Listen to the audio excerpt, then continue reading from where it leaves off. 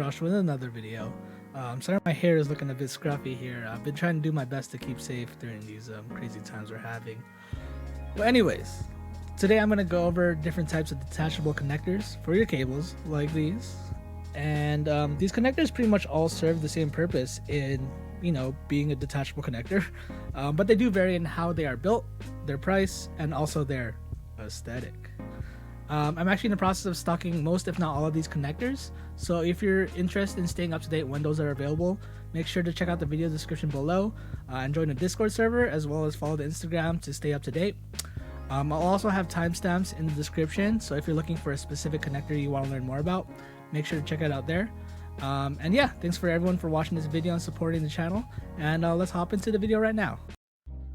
Alright, so today I'm going to show you how to reconnect and disconnect each one of these detachables here, as well as I'm going to show you how to disassemble and reassemble each one of them. Today we have the Aviator, we have a push-pull connector called the YC8, we have a push-pull connector similar to a LEMO, and we have a Mini-XLR. And these are all going to be 4-pin variants. So yeah, we're going to start off with the Aviator.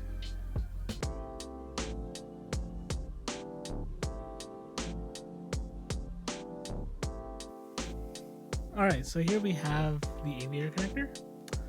This is probably one of the more popular connectors that you see specifically for mechanical keyboards. If you're interested, I actually made a cable with this and made a video about it. So if you're interested in watching the Aviator cable kind of DIY tutorial video, I'll add a card somewhere over here. But yeah, here's the GX16 side. And then we also have another variant that's the GX12 size. The main difference here is that there's a little screw on the GX16 to keep the point of connection in place. But other than that, they function pretty much the same. There is a little less clearance on the cable side, just so you know. So with GX16s, you're usually able to use some heat shrink around the cable and it still fits. With the GX12, you're typically not usually able to add heat shrink to the cable before securing it. Yeah. Let's go over disconnecting and reconnecting this first. So there's a little nut here and there's some threads. We can rotate it counterclockwise to loosen up the connector here, and from there we can just pull it and it comes apart. Cool. So we will see that on the GX16 there's some screws that we can use as guides to put the connector back into place. And also there's a ridge usually on the female side where you can see right here, as well as there's a little extruded part of the inner of the male side, which can also be used as a guide to connect it back together. Alright, so we're going to put this, follow our ridge right here, and the screws slides right into place. And then what we can do is take this little nut, rotate it clockwise, and it is secure again. And that's how you disconnect and reconnect this connector. Alright, now let's go into disassembly here. We have our two parts there, and we'll grab a little small screwdriver. I got this from like a cell phone repair kit or something. And we're gonna unscrew these little parts right here. Make sure to not lose your screws. I have lost too many of them before, but just keep them somewhere safe. So you see how this one came off pretty easily. Right here you'll see the little solder points on these connectors, as well as the little hole where we screwed it in. Here's the other side if you want to know what it looks like. And here we have the housing. And from here, we just need to screw off this part right here. And this is usually used to secure the cable into place once the connector is attached to it. And yeah, make sure to keep this together and make sure not to lose the screws. Right here. Here's the fully deconstructed male side of the connector. Sweet, whole family. Alright, now let's do the female side. First off, we're going to take the part of the point of contact here. Make sure to hold the ring back somehow. I usually put it on a flat surface, and from there you should have easy access to unscrew it. Pretty simple. And then we have that small screw here. And then we should be able to twist it a little and then pull it out. And from there you can see the little solder points here. There's also numbers that are listed here you may not see on camera, but it does help me out. I usually have like a soldering pattern for each of the 4 pins. And then here we have the housing. We also have the securing part on this side as well to secure the cable into place, but for the sake of this video, I'll just keep this one here. You get the idea with the male side, I hope. Cool. So here's that taken apart. Very cool. All right, now let's put them back together. So I'm gonna take the male side first. I'm gonna take the point of contact here and slide it back in so where the holes meet up. So the hole should meet up right there. And then I'm gonna put my small screw back. And then I can screw it back together. And also do note that the small screws on each side of these connectors are typically not the same. So you gotta make sure that you have the right side, the right screw with the right side of the connector. They're like slightly different, which is like really odd. And then, so this is secured into place. This is, there you go. And then we're gonna put the part that clamps down the wire here. Oh my. We'll get back to that screw later. All right, so this is in place. So when you do screw it onto your cable, you don't want to screw it in too tight because you're gonna end up like squishing the cable. So I would just screw it down enough to make sure that your cable is snug and secure, but not over tightening it where it basically kind of crimps the cable down. There we go.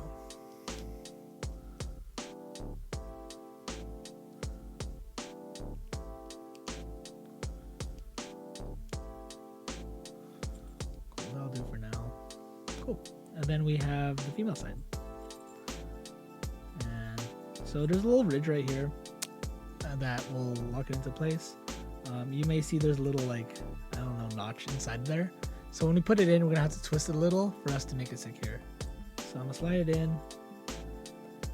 Initially the holes won't match here yet, but we twist it a little and then we should see our hole where we can put our screw inside. So that all lines up there.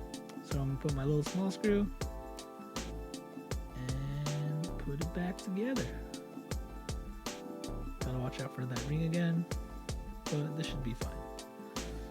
There we go. So yeah, we have it fully reassembled. Do remember that you'll probably have to do the securing part on the female side as well. But yeah, here we go. We finished our Aviator and we put it back together. And that's it for the Aviator. So we can move on to the next one.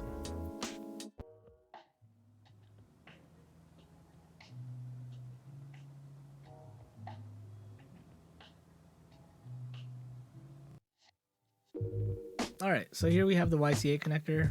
This is one of my favorite connectors actually. I just think it looks really sleek. It's a tad more expensive than the Aviator, but I think it's definitely worth it in how cool it looks and how useful it is. But anyways, to disconnect it, we kind of just pull it apart. There's one side that's spring loaded, if you want to see it here. This is the part that you want to pull on to make sure it comes apart. And then we have one part, there's no like spring here, so this is the part that you typically use for the long end or the part that I won't be detaching too often on my cable. So yeah, that's how it makes sense there. That's how to disconnect it. And to reconnect it, what I kind of do is I kind of like, you put it in, so I put a little pressure on it, then I twist it lightly into place until it starts to come together. So I put it here, this is wrong, so I twist a little and there it comes into place, and then I just push it together. And there you go.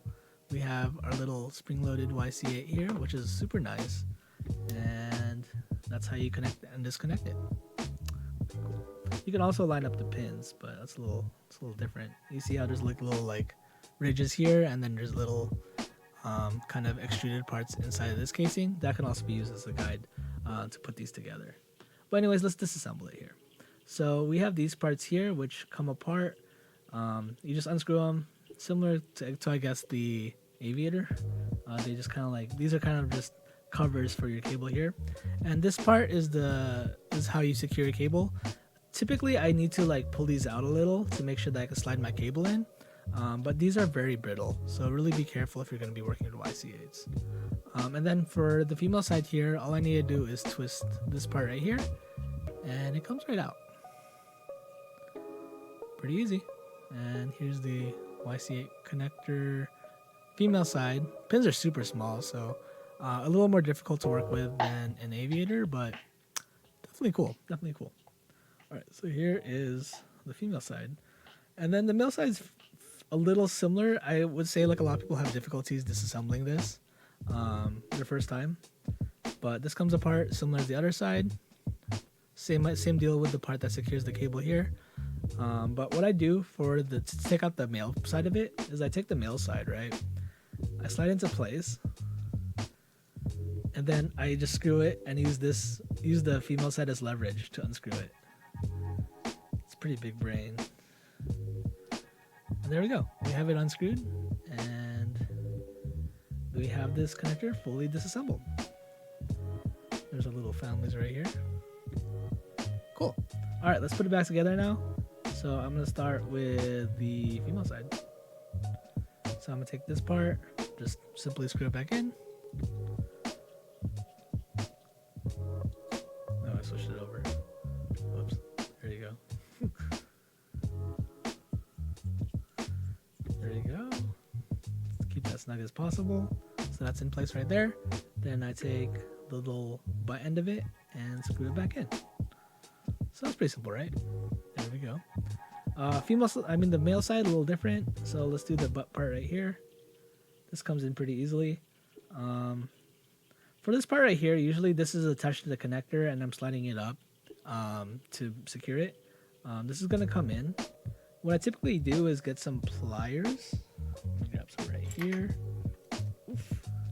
And then I hold this kind of like outer housing of the actual point of contact in place. And then I kind of just twist the housing back onto it. And then you shouldn't be able to go any further once it's tight. So I can't go any more there. And there we have it, back into place. And let's put this back together. And there we have our YC8. Pretty neat. All right, let's hop into the next one.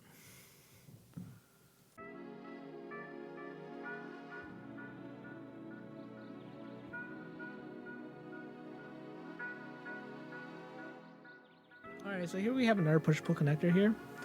This is similar to the LEMO if you've ever seen them before. But this is, I believe, a 0B size, so it's pretty slim.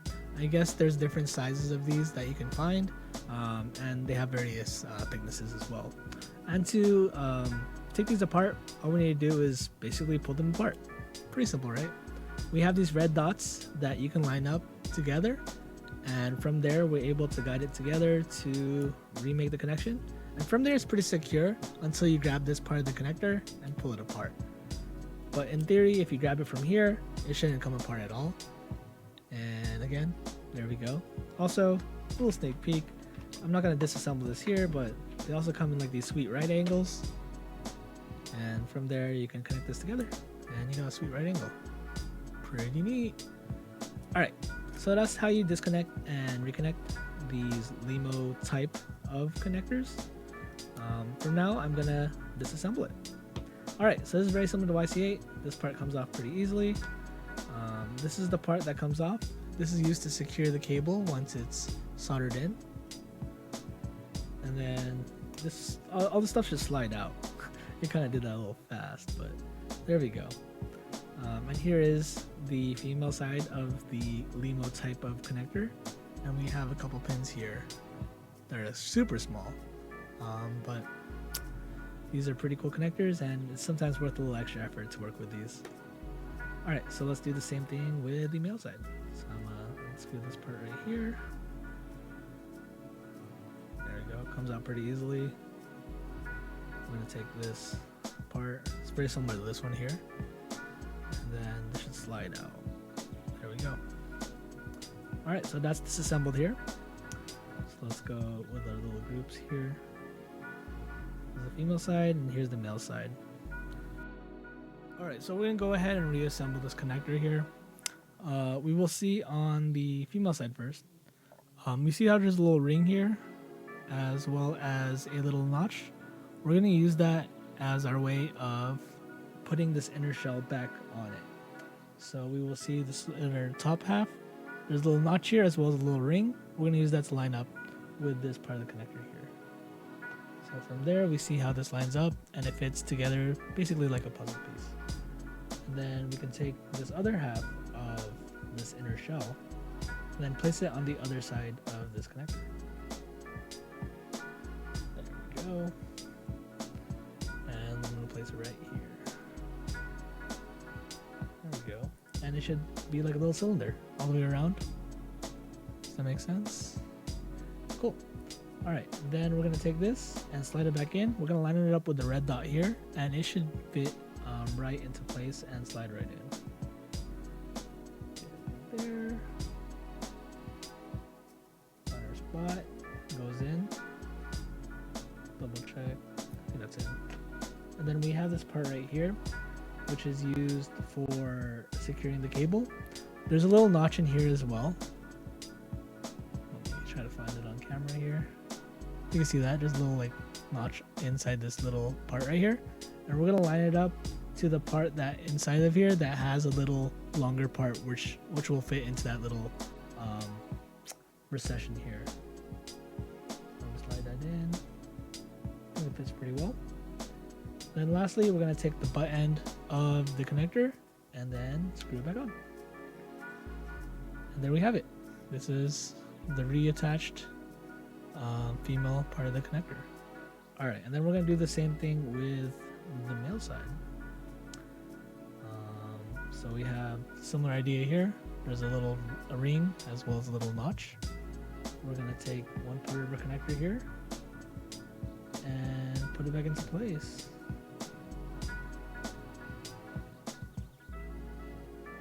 And then we'll take the other half and put it back over to create that cylinder. All right, now we're gonna slide it back into the housing here. Make sure to match up with that red dot. Then we're gonna take similar part as the other side and slide it in. Make sure to put that and fill this notch right here.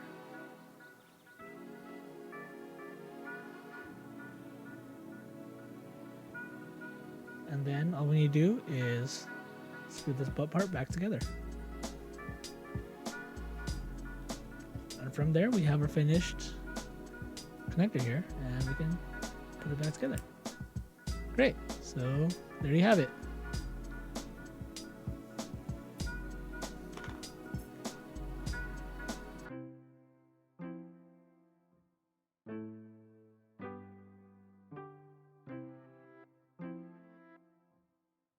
Alright, I just got this connector in last night actually, and I thought this was super cool and it's kind of fun just to try new things. So this is the Mini-XLR. So how to detach and reconnect it is there's a little button here, and from that button you create a way to take it apart, and there we have it. And if you put it back together, it goes in just like that. You will see how these pins are configured here. There are 4 pins on this one, and you just need to find the holes and kind of guide it through the holes. There's not really any like outward mark of how to reattach it properly, but there is a little kind of recessed part here, which goes into where this little I guess part where the button kind of actuates. So yeah, slide it back in. There we go. This is the Mini-XLR. Alright, so let's go ahead and disassemble this one. Let's start with the male side here. Similar to the YC8 and the last connector we've seen, this comes apart pretty easily. Then from there we have this kind of like inner shell.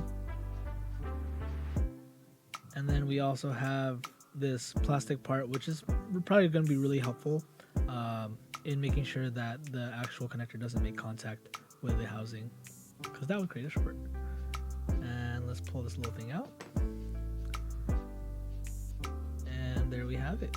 We have it taken out, and here is what the inside of this male XLR looks like. Little small pins, as well as the part that will go into the female side. Cool. So let's put this over here, and let's take apart the female side. So similar part, we're gonna unscrew this part here. We have the same thing we had on the other side, as well as there's going to be the plastic that we also saw on the other side as well. Let me use a little pair of pliers to take it out. And then from here, we can actually push this part out, and this comes out just like that. And there we have it. There's a little flat side here. You'll see that. And this is the female part of this Mini-XLR.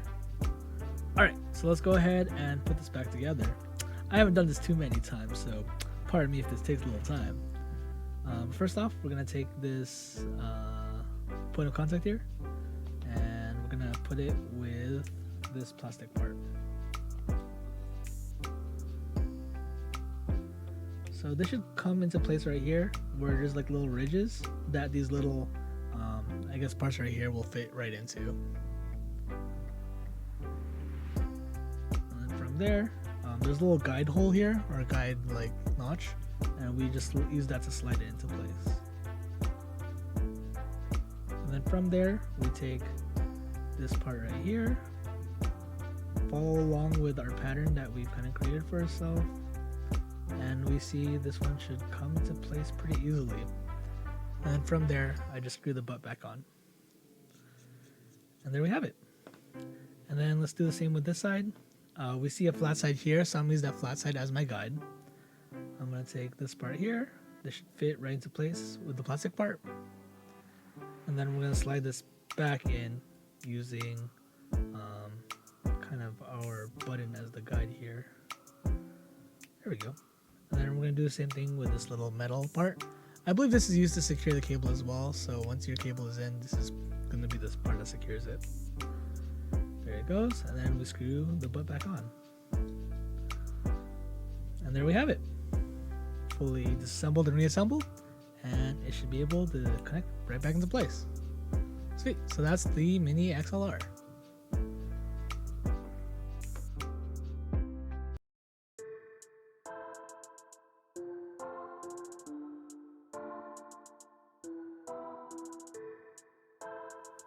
Alright, as a bonus, we have the Molex here, probably the Endgame connector that everyone should be looking into. I think this is probably the most superior one. But yeah, if you've ever had a built-up PC, this is probably the connector you're most fond of. From here, you just pull it apart. Great, wonderful connection. Look at these great pins here. Definitely the most secure and the most optimal. I'm pretty sure like you actually get like more data throughput through these Molex connectors, of course, right? And then you put them back together just like that. Boom. Yes, this is the Molex connector. Alright y'all, thanks so much for checking out this video. Definitely appreciate you checking it out, and I hope it was helpful for you. Thank you for everyone who's been subscribing or checking out the videos recently. I'll be honest, like I would never expect this channel to actually like get this many views and have this many subs. But yeah, from the bottom of my heart, thank you for checking it out, and I really hope these are videos that I wish I had when I first started kind of making cables, so I really hope it is helpful. But yeah, lastly, if you want to find me on social, I'll have all the channels below in the description. If you're interested in kind of learning more about a specific connector that was kind of featured here, please leave a comment below and let me know which connector you want to see a video dedicated specifically for. And lastly, make sure to check out my other DIY videos about cables somewhere here. And if you can like, comment, subscribe, it's great to have the support here, and you know, it's great to be able to kind of support people as they kind of learn about cables. So yeah, thanks for checking it out, and make wise choices.